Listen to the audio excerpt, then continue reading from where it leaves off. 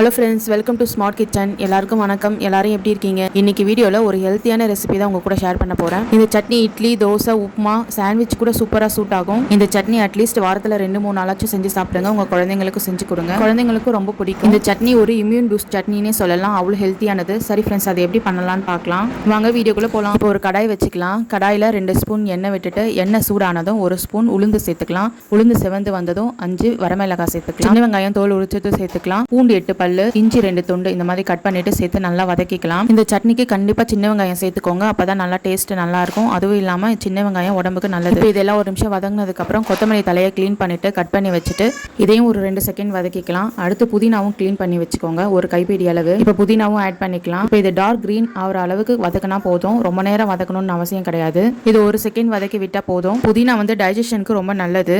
அது மட்டும் இல்லாம கோல்டு காஃபை கண்ட்ரோல் பண்ணும். இப்போ 2 பச்சை மிளகாய் ஆட் பண்ணிக்கலாம். இதுல காரம் கம்மியா இருந்ததுனால நான் 2 போட்டிருக்கேன். காரமான மிளகானா 1 சேர்த்துக்கோங்க. இப்போ ஒரு சின்ன துண்டு புளி சேர்த்துக்கலாம். இப்போ இதெல்லாம் நல்லா ஆறுனதுக்கு அப்புறம் ஒரு மிக்ஸி ஜார்ல போட்டுட்டு 2 பீஸ் தேங்காய் இந்த மாதிரி பொடி பொடியா கட் பண்ணி சேர்த்துக்கலாம். உப்பு கல் உப்பு சேர்த்துக்கோங்க.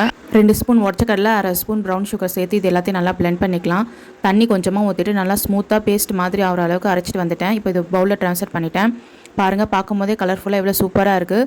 இது டேஸ்ட்டும் வேறு லெவலில் இருக்கும். கண்டிப்பாக இது உங்கள் வீட்டில் நீங்கள் ட்ரை பண்ணி பாருங்கள். இப்போ இதுக்கு ஒரு தாளிப்பு கொடுத்துடலாம். 2 ஸ்பூன் எண்ணெய் ஊற்றிட்டு கடுகு, கருவேப்பிலை, பெருங்காயம் இதெல்லாம் போட்டு தாளித்து கொட்டிடலாம். கொத்தமல்லியில் vitamin A, C, K, iron இந்த மாதிரி நிறைய சத்துக்கள் இருக்குது. புதினாவும் நம்மளோட இம்யூன் சிஸ்டமை பூஸ்ட் பண்ணும். அதனால் கண்டிப்பாக இதை வாரத்தில் 2-3 நாளாச்சும் நீங்கள் செஞ்சு சாப்பிடுங்க. ஸோ ஃப்ரெண்ட்ஸ், இந்த புதினா சட்னியை ரெகுலராக யூஸ் பண்ணுங்கள். டேஸ்ட்டும் சூப்பராக இருக்கும். ஓகே ஃப்ரெண்ட்ஸ், இந்த வீடியோ உங்களுக்கு பிடிச்சிருந்தா மறக்காமல் லைக் பண்ணுங்கள், ஷேர் பண்ணுங்கள், சப்ஸ்கிரைப் பண்ணுங்கள், பக்கத்தில் இருக்க பெல் பட்டன் கிளிக் பண்ணுங்கள். Bye friends.